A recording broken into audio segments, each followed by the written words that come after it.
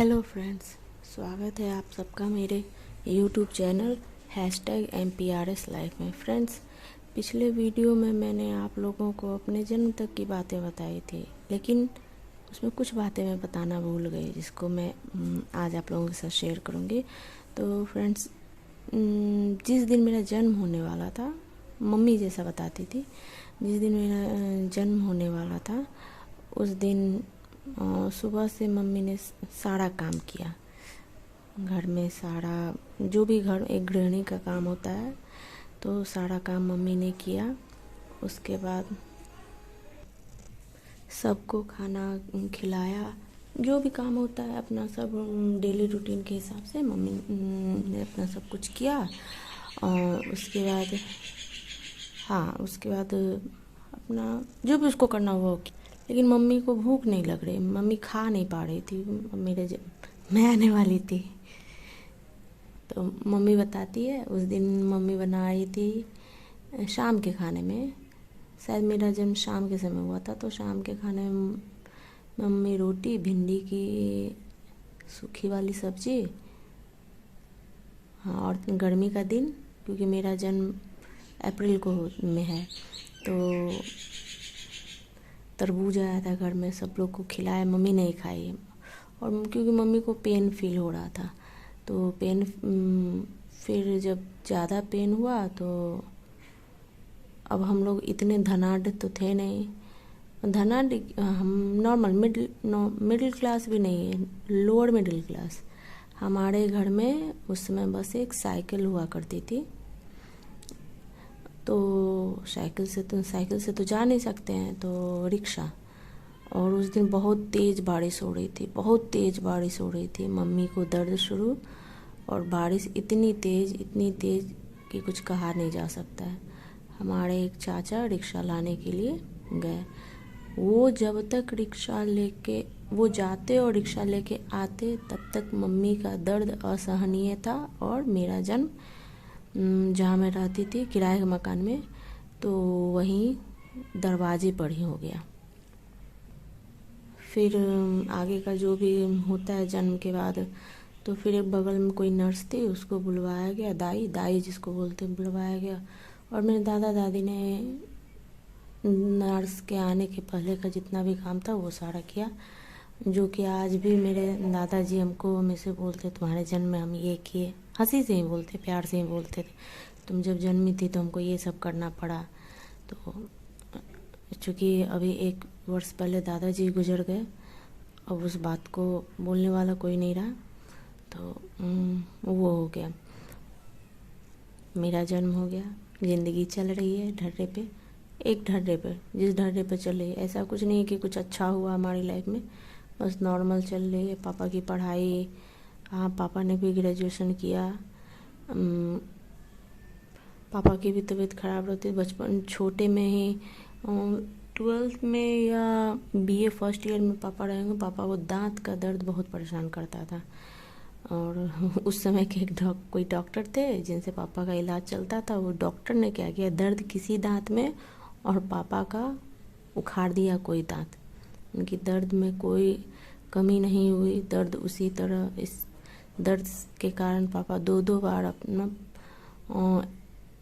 एक बार शायद +2 का एग्ज़ाम पापा फेल हो गया, दूसरी बार भी क्रॉस लगा या पता नहीं, शायद 1 या 2 बार पापा का रिजल्ट गड़बड़ हुआ है। लेकिन फिर भी वो दांत का दर्द आज के टाइम में अभी सही है, फिर भी उस दांत से वो कुछ हार्ड चीज़ खा नहीं पाते हैं अभी भी, तो दर्द वो परेशान रहा। मम्मी का वही चलता रहा, घर में काम करना, बच्चों को देखना। किसी ने इवन मेरे पापा तक ने, किसी ने नहीं सोचा कि इसको कम से कम मैट्रिक पास करा दिया जाए। जो लड़की 9th में थी, जिसकी शादी हो गई, उसको कम से कम मैट्रिक पास करा दिया जाए। किसी ने नहीं सोचा। बेचारी मेरी मम्मी को पढ़ने की इतनी इच्छा, और मम्मी मेरी इतनी प्रतिभावान और दिमाग उसका इतना तेज, कोई भी बात आप एक बार कहो एकदम झट से याद हो जाता। मेरी मम्मी को हम 4 भाई बहनों का सबका date of birth birth of time, जन्म का दिन, जन्म का समय, सब कुछ याद रहता है, लेकिन मेरे पापा को नहीं। मेरे पापा को सिर्फ मेरे भैया का याद है कि भैया का जन्म कब हुआ। हाँ, 20 जुलाई बस उनको याद रहता है। हम 3 बहनों का जन्म दिवस उनको याद नहीं रहता है कब हमारा जन्म दिवस है। तो हो गया, मेरा जन्म हुआ। अब मेरा जन्म हुआ तो मेरी मम्मी भले पढ़ी लिखी नहीं उतनी थी, हायर क्वालिफाइड नहीं थी, लेकिन मेरी मम्मी ने सोचा कि अब एक बेटा और एक बेटी हो गया है तो अब ऑपरेशन करवा लेते हैं या फिर आगे बच्चा नहीं चाहिए। लेकिन मेरी दादी को, खुद तो 7 संतानों की माँ थी, फिर भी उनको एक और पोता चाहिए था। तो उन्होंने एकदम और बोला कि नहीं, अभी ये सब नहीं होगा, बंद नहीं होगा, अभी एक और पोता चाहिए। तो लेकिन मेरी मम्मी नहीं राज़ी हुई, एकदम बोली नहीं, हमको नहीं चाहिए। घर में बहुत कलेश हुआ, बहुत विवाद हुआ। मेरे पापा माँ भक्त, हाँ इसको माँ भक्त ही कहेंगे, क्योंकि जो इंसान शादी करके पत्नी को लाता है और पत्नी की ना सुनता है, सिर्फ परिवार की और माँ की ही सुनता है, उसको माँ भक्त ही बोलेंगे। तो वो माँ भक्त एकदम नहीं, मत करवाना। तो मम्मी और पापा के बीच में लड़ाई होती थी, जैसा हम सुनते हैं। मम्मी चाहती थी करवाना, पापा नहीं चाहते थे करवाना। मम्मी अकेली थी, मम्मी को कोई सपोर्ट करने वाला नहीं था, कोई मम्मी के साथ देने वाला नहीं था कि मम्मी जो बोल रही है वो सही बोल रही है। नहीं हो पाया, मम्मी का ऑपरेशन नहीं हुआ। इसी बीच मम्मी नहीं चाहती थी कि हमको और कोई संतान हो, तो मम्मी प्रेग्नेंट हो गई। तो मम्मी को पता चल गया, महिला पता चलेगा ही ना प्रेग्नेंट है। बस वो क्या कि बहुत सारा एलोपैथ मेडिसिन, अब किस चीज़ का मेडिसिन था, क्या था वो नहीं पता, लेकिन बहुत सारा एलोपैथ मेडिसिन मम्मी खा ली क्योंकि उस समय उसको कोई ला के देने वाला नहीं था। गर्भ निरोधक गोली या फिर अनचाहे गर्भ से छुटकारा पाने के लिए आजकल जितने भी पिल्स वगैरह आते हैं वो नहीं था। उसके दिमाग को जो सही लगा वो इतनी सारी मेडिसिन खा ली। उसको लगा कि नहीं, अब नहीं हो पाया, आगे बच्चा नहीं होगा। लेकिन होने को कुछ और मंजूर था। मम्मी के नहीं चाहते हुए में भी मम्मी का मिसकैरेज नहीं ही हुआ और बच्चा होने की संभावना हो गई पूरी। उसके बाद सबके मन हुआ कि बेटा होगा। लेकिन आई मेरी बहन जो हमसे छोटी है, वो जन्म से इतनी कमज़ोर कि सभी लोग उसको सड़ा हुआ बोलते थे। सड़ी हुई है एकदम, जैसे उसको देख के कोई कहता थे कुपोषित बच्चा है, ये कुपोषित बच्चा है। तो लगती भी थी वो बचपन से ही एकदम बीमार, एकदम कमज़ोर। और वैसे बच्चे माँ के और लाडले और प्यारे हो जाते हैं।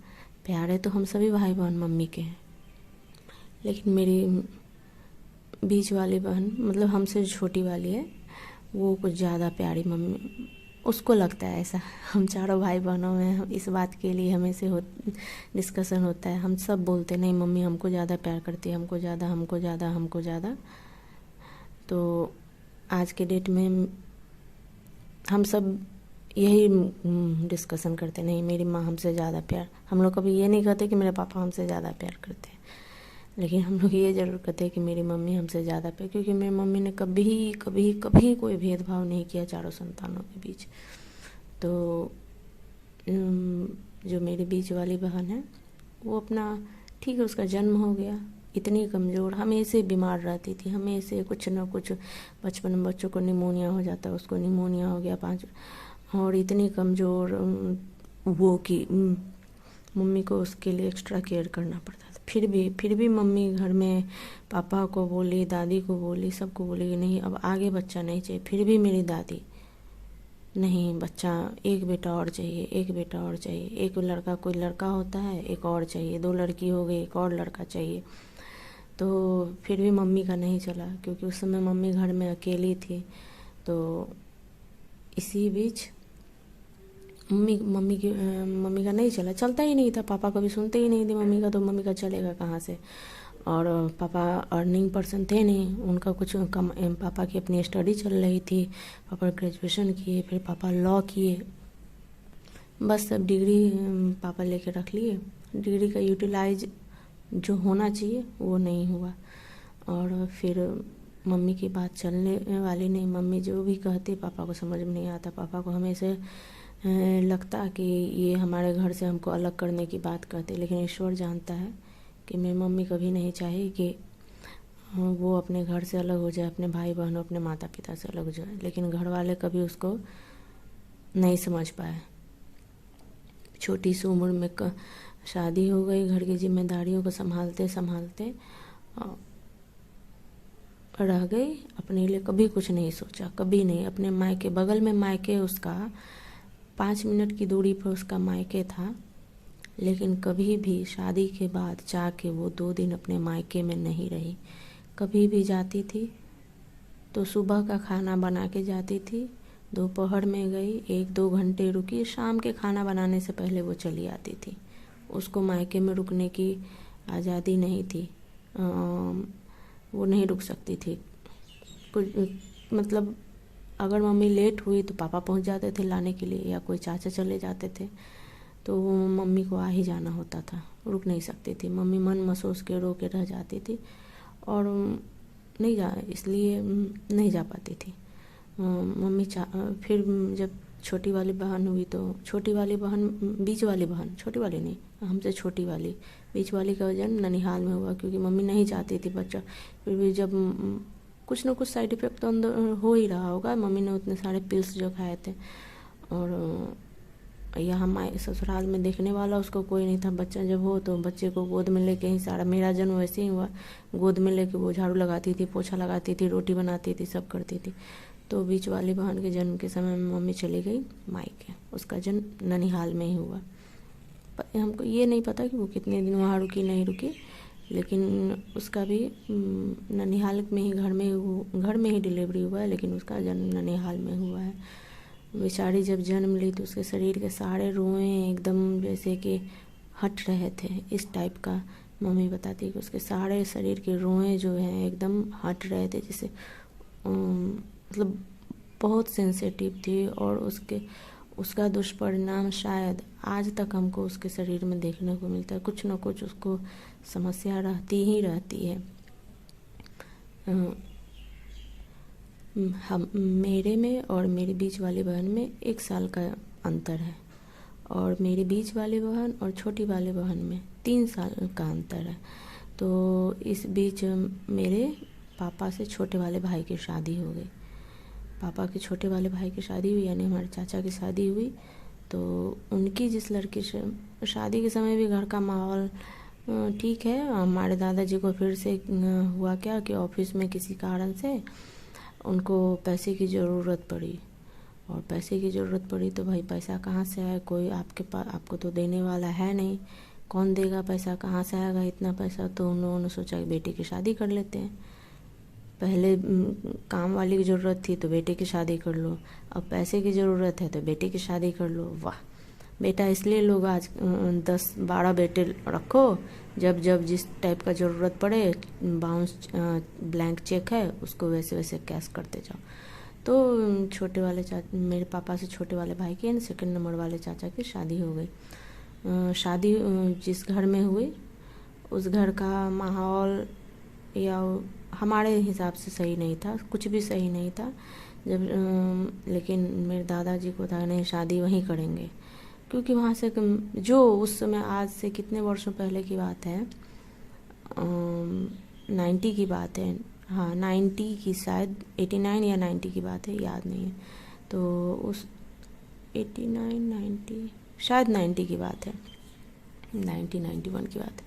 तो उनकी शादी हो गई, उसी लड़के से शादी हो गई। मेरे चाचा बहुत खूबसूरत, बहुत हैंडसम, लेकिन मेरी छोटी माँ नॉर्मल श्यामली सी, पतली दुबली।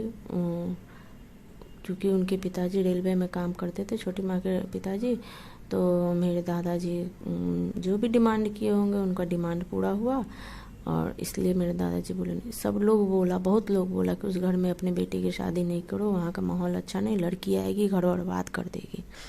लेकिन मेरे दादाजी नाक पर मक्खी नहीं बैठने दिए किसी को। बोले कि नहीं, हम शादी करेंगे तो वहीं करेंगे, उसी घर में अपनी बेटी की शादी करेंगे। हो गया, शादी हो गई। उसके बाद जब छोटी मम्मी आई घर में तो छोटी मम्मी और मम्मी को एक हाथ मिला, एक सपोर्टर मिला। छोटी मम्मी और मम्मी में बहुत पड़ता था, उस समय की बात है, बहुत पड़ता था। बात का बहुत कुछ बदला, लेकिन उस समय पड़ता था। और छोटे पापा जो मेरे थे वो हमेशा छोटी मम्मी की बात सुनते थे। छोटी मम्मी जो बोलती थी छोटे पापा वही करते थे।